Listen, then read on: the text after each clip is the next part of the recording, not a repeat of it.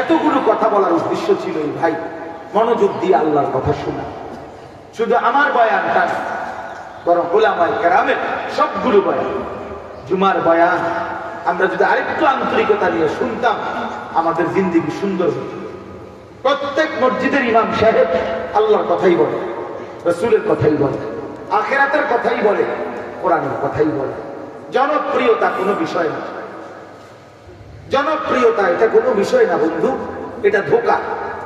কাউকে আল্লাহ তাআলা একটু বেশি মানুষের সামনে কথা বলার সুযোগ দিছে, কাউকে আল্লাহ তাআলা কম মানুষের সামনে কথা বলার সুযোগ দিছে। এটা সফলতা বা ব্যর্থতার কারণে না, এটা মহান আল্লাহ পাকের ইচ্ছা। কোন নবীর উম্মত ছিল 3 জন ঈমানদার, কোন নবীর উম্মত ছিল ঈমানদার 1 জন, কোন নবীর ঈমানদার উম্মত ছিল 2 জন। হাদিসে আছে এমনও নবী হাসরের ময়দানে উঠবে যার সাথে ওনার ঈমানদার উম্মত 1 জনও নাই, ওয়ালাইসা মাআহু আহাদ। তো উনি ব্যর্থ, কথা বলেন না, উনি ব্যর্থ ভাইয়া। তাহলে এখানে সংখ্যা বিষয় না, এখানে সংখ্যা বিষয় না। উনি ওনার মেহনত করছেন, উনি ওনার জিম্মাদারি আদায় করছেন। কোরআন শরীফে সূরা ইয়াসিনে আছে, সবাই জানে সূরা ইয়াসিনের মধ্যে আছে 3 জন রাসূল একসাথে একটি এলাকার মানুষকে দিবানিশি আল্লাহর দিকে ডাকছে, কালেমার দাওয়াত দিছে। বিনিময়ে 3 জন রাসূলের দাওয়াতে ঈমানদার হইছে কেবল 1 জন। কয়জন? 1 জন। فعززنا بثالث فقالوا إنا إليكم مرسلون। এই যে এখানে আছে ওয়াদরিব লাহুম মাতালান আসহাবাল কারিয়া ইয জাআহাল মুরসালুন। এখানে আছে ঈমানদার ছিল 1 জন।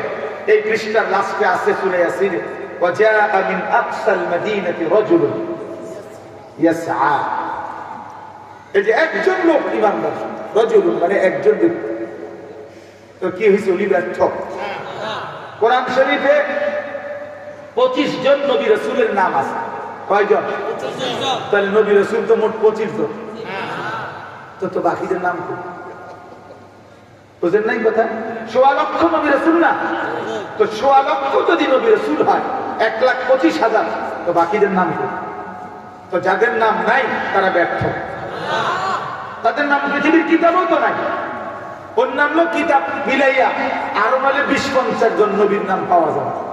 তো নবী রাসূল সব মিলাইয়া সৎখানিক নাম বাহির করা তো কঠিন। তো বাকিদের নাম রাসূলুল্লাহ সাল্লাল্লাহু আলাইহি সাল্লাম বিদায় হজ্জের ভাষণ দিতে আরাফাতের ময়দানে 1.25 লক্ষ সাহাবীর সামনে। কথা বুঝেন না? পৃথিবীর কোন কিতাবে 10,000 সাহাবীর নামও একসাথে নাই, 10,000ও হবে না সাহাবীদের নাম। তো তাইলে যদি 10,000 সাহাবীর নামও পাওয়া যায় ধরে নিলাম, তো তাইলে বাকি 1,15,000-এর নাম কি? কথা বলেন, বুঝছুনি ভাই? ছেলেরা বুঝছুনি আমার কথা? বাকিদের নাম কি? ওনাদের নাম নাই তো পৃথিবীর কোন কিতাবে। তাহলে ওনারা ব্যর্থ। এই জন্য সবাই চিনতে হবে কাউরে, এটা জরুরি। এটা জরুরি না ফায়সালা আসমানে। হাসরের ময়দানে দেখা যাবে আজকের পৃথিবীর অখ্যাত মানুষ সে বাদশা। হাসরের ময়দানে দেখা যাবে গোটা জগৎ চিন্ত, আল্লাহ গ্রহণ করে নাই, সে জাহান্নামী। এই জন্য ভাইয়া আমাদের প্রত্যেকের ভিতরে এখন আমি তুমি সবাই খ্যাতির একটা মোহ, নিজেকে আলাদাভাবে চিহ্নিত করা, চুল দিয়া, শার্ট দিয়া, জামা দিয়া, প্যান্ট দিয়া, মোটর সাইকেল দিয়া, নিজস্ব কোনো ভিন্ন ফ্যাশন দিয়া, পাগলামি ছাগলামি দিয়া, একটা না একটা কিছু দিয়া নিজেকে প্রকাশ করার এক পাগলা নেশা আমাদের। নিজের চুল নিজেই মোবাইলে উঠাইতেছে, একবার এভাবে একবার ওইভাবে, নিজে হাসে, নিজে হাসে, নিজে কাইট হয়, নিজে আতাল গিদেয়, হ্যাঙ্গাল গিদেয়। আমার কাছে স্পষ্ট মনে হয় এগুলো সরাসরি প্রতিবন্ধী, পাগল, মাতাল, তাফসিরা তারা আর কিচ্ছু নাই। অধিকাংশ সেলফি তুলে যারা, এগুলো প্রতিবন্ধী, এগুলো পাগল, এগুলো মাতাল, এগুলো তাফসিরা। তার ছিলাবে না, নিজে নিজে হাসে, এ তো পাগলের কাজ।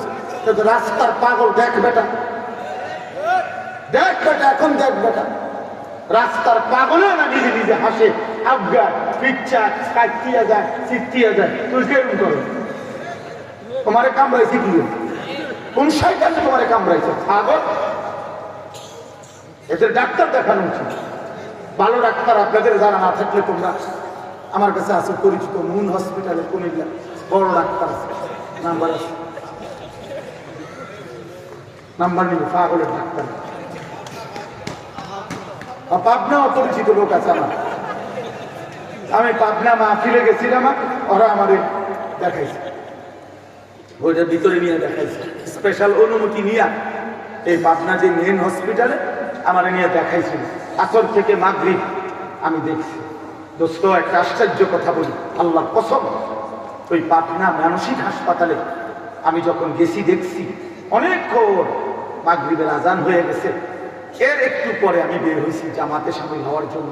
আল্লাহর কসম আমি দেখছি, আমি নিজে একটা গারদে যেখানে পাগল এরা, এদের মধ্যে আমরা গুনছি প্রায় 11 জন ছেলে, ইয়াং ছেলে, এরা এই অবস্থায় পাগল। এটার ভিতরে পাবনা মানসিক হাসপাতালের ভিতরে রুগী, এরা দাঁড়াইয়া জামাতে মাগরিবের নামাজ ভিতরে পড়তেছে। কসম আল্লাহ, আল্লাহ কসম। তুমি সুস্থ স্বাভাবিক মুসলমান, তুমি মায়ের ঘরে জন্ম নিছ, তোমার আল্লাহ এখনো পাগল বানায় নাই, মাতাল বানায় নাই। তুমি সুস্থ সবল, তুমি জওয়ান, তোমার মালিককে সেজদা দিলা না,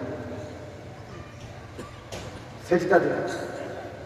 কমপক্ষে যদি আমি 1000 মানসিক রোগী দেখছি এই পাবনা মানসিক হাসপাতালে, ওটা বলাতে মনে হইল 1000 যদি রোগী দেখে থাকি, বিশ্বাস করো ভাইয়া 950, 980, 990 জন হবে, সব যুবক। কসম আল্লাহ, 2 জন শুধু বুড়া মানুষ দেখছি, চাচা 2 জন বুড়া দেখছি, বয়স্ক লোক দেখছি 2 জন, আর সব নওজোয়ান, সব নওজোয়ান পাগল। আমি রবীন্দ্রনাথ ঠাকুর, আমি এই বুঝা গেল কি পরিমাণ যুবক পাগল হয়ে যাচ্ছে। গুনাহ পাগল বানায় দেয়, নাফরমানি পাগল বানায়, সব গ্রামে দিচ্ছে, মাদকাসক্ত, চরিত্রহীন কোন নারীর কারণে ফাঁসা গেছে, কোন চরিত্রহীন লম্পট নারীর পিছনে পড়ে জীবন শেষ, যৌবন শেষ। এখন শরীর স্বাস্থ্য হারাইয়া দিক বিদিক শূন্য হইয়া ব্রেন নষ্ট হয়ে। তুমি চলো দেখো, দেখে আসো, দূরে না গেলে নাঙ্গলকোট দিয়ে দেখো, নাঙ্গলকোটেও তো মানসিক হাসপাতাল আছে না, লাকসাম নাঙ্গলকোটে বাংলাদেশের বিখ্যাত একটা মানসিক হাসপাতাল নাঙ্গলকোটেও আছে। তাহলে এই জন্য বললাম, আমার বাপ আমার ভাই, নিজের উপরে রহম করো। আমরা প্রত্যেকে, আমার অনুরোধ যে কথাটার উপরে আমি সামনের কথা আগাইতে চাই, এই ছিল আমার মূল বক্তব্যটা। এটা আল্লাহর কথার প্রতি আন্তরিক হওয়া, ব্যক্তির প্রতি না, ব্যক্তির প্রতি। 1 কোটি লোক হইলে কোনো লাভ নাই যদি আল্লাহ গ্রহণ না করে, একজন হইলেও লাভ যদি মালিক গ্রহণ করে। এখানে সংখ্যা বিষয়, তোমরা আলহামদুলিল্লাহ অনেক নওজোয়ান আল্লাহ পাকের দয়া মহব্বতের সাথেই এখানে বসছো। আমি অনুরোধ, আর অল্প একটু সময় আমি কোরআন কারীম থেকে একটু তেলাওয়াত করেছি, এটুকু তর্জমা শুনাই, সামান্য আর কিছু কথা আরোজ করতে চাই। আমার উদ্দেশ্য এই এতক্ষণের বলা যে আমরা যেন প্রত্যেকটা বয়ান ওলামা কেরামের মনোযোগ দিয়ে যেন শুনি। তোমার মহল্লার হুজুর হোক, তোমার মসজিদের ইমাম হোক, ওনার বয়ানটাই মনোযোগ দিয়ে শুনি।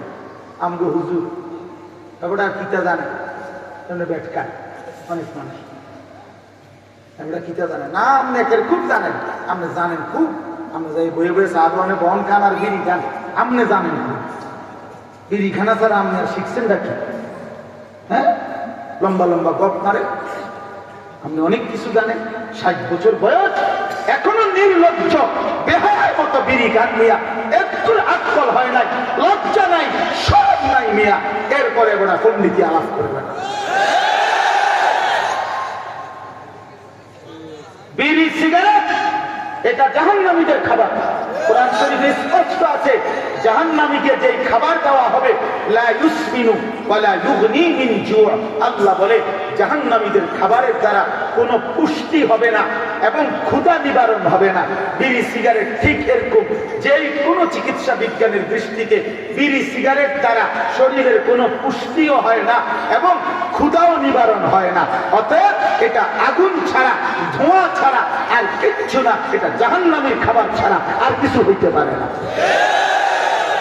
জাহান্নামীর যার হায়া আছে, লজ্জা আছে, যে কবর চেনে, আখিরাত চেনে, সে বিড়ি সিগারেট খেতে পারে না। নাকের মুখের ধোঁয়া, আগুন, এটা কোনো সুস্থ মানুষের পছন্দনীয় বস্তু হইতে পারে না। দুর্গন্ধ কোন মানুষের প্রিয় হইতে পারে না। স্বাভাবিক সুস্থ মানুষের তো বিড়ি সিগারেট এটা তো দুর্গন্ধ, দুর্গন্ধ। আপনি রাগ হইলে কিছু করার না, আপনি জবাব দেন না, পাল্টা কাউন্টার করেন, আমি শুনতে রাজি। বলে যে না হুজুর, এটা দ্বারা কি কি পুষ্টি হয়? বলেন শরীরের কোনো পুষ্টি হয় তো? প্রতিটা বিড়ি সিগারেটের প্যাকেটে নাই তো এতগুলো ক্ষতিকারক কথা, যে ক্যান্সার হয়, এই মৃত্যু ঘটায়, এগুলো লিখছে কেন? ক্ষতি না হলে লিখছে না, এটা বানোয়াটি কথা। আল্লাহ আমাদেরকে আকল দান করেন। এটা একেবারেই একটা অপছন্দনীয় কাজ। একজন বয়স্ক বাবা, আপনার দিকে মানুষ তাকায় থাকে, সমাজ তাকায় থাকে, আপনি যদি এই বয়সেও আখলাক না দেখান, তা আপনার প্রজন্ম, আপনার সামনে যে জেনারেশন, সে কি শিখবে? সে কি শিখবে? তাই আল্লাহ আমাদের বাবা চাচাদেরকেও হায়া লজ্জা দান করেন।